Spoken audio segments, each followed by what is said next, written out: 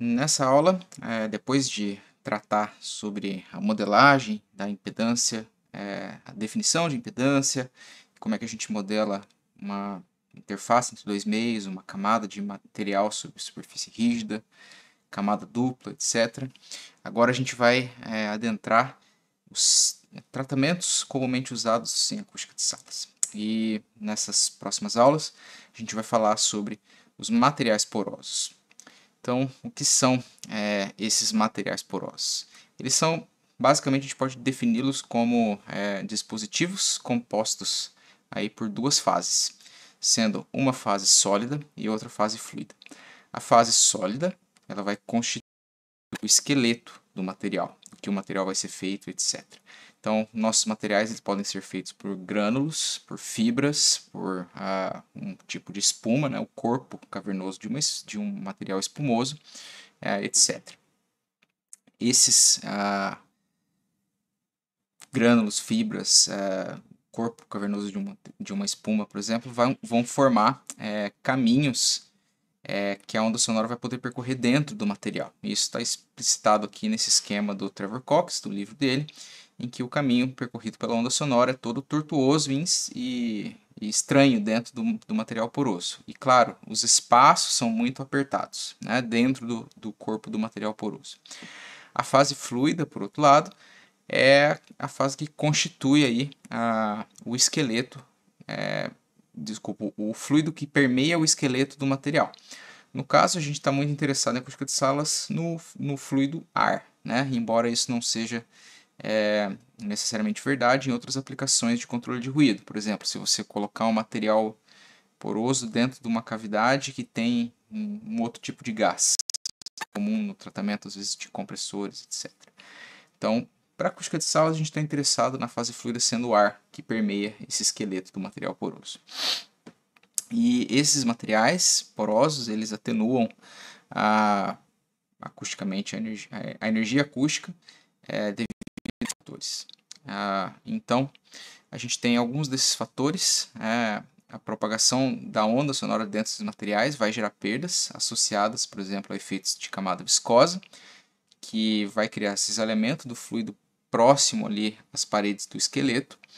A gente vai ter perdas térmicas associadas a trocas de calor que são irreversíveis entre o fluido e o esqueleto. Então, uma vez que a onda sonora transfere calor para o esqueleto, ela não tem mais como recuperar esse calor e de forma ordenada para gerar um movimento oscilatório ordenado da onda sonora. Então ela perde energia para calor. E a gente tem algumas perdas também devido à vibração do esqueleto do material. Podem acontecer. Aí tudo vai depender do tipo de material e das propriedades desse material, né? O quanto essas perdas estruturais são importantes ou podem ser desprezadas. Então, a gente tem alguns tipos de materiais, a gente tem duas imagens de microscópio nesse slide. Essa imagem à esquerda aqui é uma imagem de microscópio de um material de tipo espuma, né? Então a gente percebe que o corpo parece uma série de cavernas interconectadas, né? E claro que o espaço, aqui vocês podem perceber que a gente tem até uma escala que acho que saiu ao contrário aqui, mas o espaço que a onda sonora tem para percorrer é muito pequeno. Quando o espaço é muito pequeno, essas perdas por viscosidade se tornam de fato muito importantes. E aqui a gente tem um material fibroso, né, composto por uma série de fibras interconectadas, compactadas, etc. Então, dá para notar que microscopicamente a estrutura é muito diferente de um tipo de material, espuma, para outro tipo de material fibroso. Né? Então a gente tem várias outras formas ou outros tipos de materiais porosos a nível microscópico. E a gente pode citar entre elas as lãs minerais. Entre as lãs minerais a gente pode citar a lã de vidro, a lã de rocha, a lã de PET, né? O PET sendo esse plástico que é esse material. A gente tem os materiais, entre as lãs também a gente tem alguns naturais, como feitos de fibra de coco ou outros tipos de material natural, reciclado. A gente tem as espumas, são muito utilizadas. Aqui a gente tem uma imagem de um estúdio, né, tratado com bastante dessas espumas. São normalmente espumas de poliuretano, conhecida é a melamina. Nós temos materiais granulares, né? Por exemplo, gesso, borracha triturada. O que acontece? Você tem os grânulos, são triturados e são aglomerados de alguma forma. Então são como se você tivesse pequenas esferas, né? Juntas e muito perto no material. De fato, toda superfície que você tem na sala, por exemplo, se você tiver um tijolo, vai permitir a entrada da onda sonora. Se você aplica uma tinta por cima, você talvez feche os poros desse material e aí ele não permite mais a entrada da onda sonora, então ele se torna mais reflexivo. Então, esses tipos de material construtivo, todo material que a gente coloca na sala, na verdade, ele tem algum grau de absorção. O problema é que se a gente só usar materiais que têm pouca absorção, a gente vai terminar com um campo acústico dentro da sala muito reverberante. Então a gente quer mesclar, né? A gente tem outros materiais, por exemplo, também que são usados, não usados em acústica de salas, mas que impactam muito no ruído urbano, por exemplo, ou ambiente aberto, né? Por exemplo, se você tem grama, se você tem no hemisfério norte, por exemplo, é muito comum a presença de neve no inverno, e isso muda o cenário acústico, porque esses materiais são, de fato, têm alguma porosidade e permitem a entrada da onda sonora e provocam perdas na onda sonora. Então, uma cidade com muita neve, por exemplo, é uma cidade que tende a ser um pouquinho mais silenciosa do que no verão sem neve. E grama, claro, também. A terra, né, tem a sua compactação e ela permite mais ou menos a entrada da onda sonora e provoca perdas, né? Então a gente precisa levar em conta a impedância acústica, por exemplo, da grama na hora de calcular ruído urbano.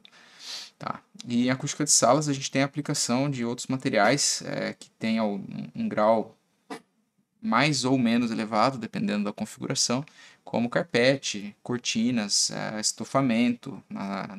Por exemplo, você pode perceber que quando você faz uma mudança, né, de apartamento, por exemplo, se teu apartamento, você chega lá, o seu apartamento está vazio, ele é bastante reverberante. À medida que você vai colocando a mobília, sofá, livros, etc., isso vai absorvendo um pouco mais a energia sonora e vai tornando o teu ambiente um pouquinho mais, acusticamente mais morto.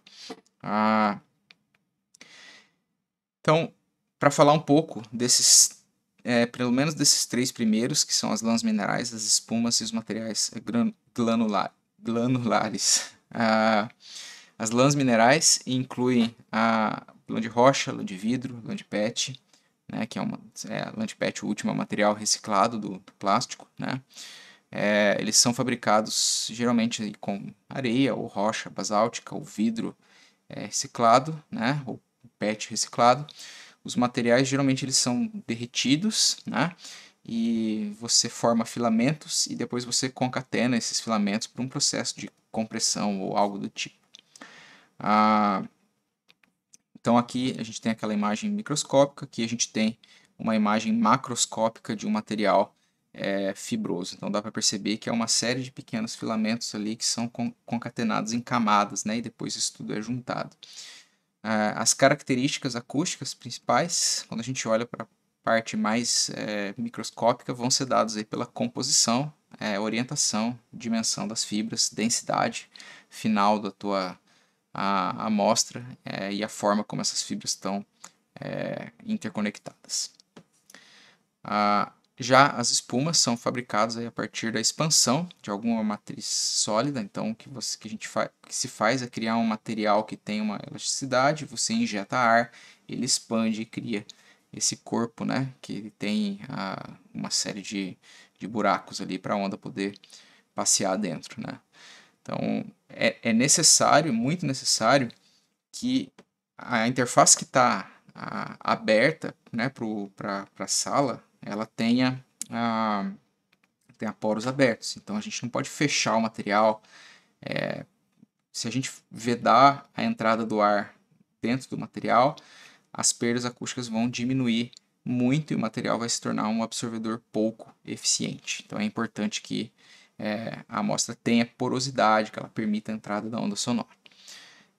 Algumas características importantes das espumas são o volume dos poros, relativo ao volume final da amostra. A gente vai ver que essa é uma característica importante de todos os materiais porosos. A orientação média dos poros, etc. Tá? E os materiais granulares, normalmente eles são feitos a partir de pneus reciclados, ou se você quiser concatenar esferas, pequenas esferas de vidro, ou outro material, né, plástico, ou até mesmo o asfalto. Né? Aqui no Brasil a gente não está tão acostumado com o asfalto poroso ser amplamente disseminado, mas o asfalto poroso ele é de fato muito importante. Né? Ele é feito a partir da parte sólida do asfalto, concatenado com um ligante petroquímico. Né? Isso faz com que ele se torne poroso, ele permita a entrada não só de ar, porque ele se torna acusticamente mais relevante, mas também ele permite o escoamento de água. Então, quando chove, a água escoa pelo asfalto, deixa o asfalto mais seco. Então, ele é importante tanto para motivos acústicos quanto por motivos de segurança. Né? A gente tem um grupo também de pesquisa dentro da UFSM, ali, colegas nossos que trabalham bastante com essa parte de asfalto poroso, né, e pavimentação. Então a gente tem uma parceria com eles. Interessante. Então aqui a gente tem à direita uma fotografia macroscópica ali de um asfalto desse poroso. Né? Dá para perceber que ele permite a entrada, né, do ar e da água. Eles têm algumas vantagens, esses materiais granulares. Geralmente eles se tornam mais resistentes a ambientes agressivos, né? Que tem água, que tem sei, algum outro componente químico que possa agredir o material, etc. Talvez seja mais facilmente lavado também, né? Então nesse sentido ele se torna mais resistente. Né?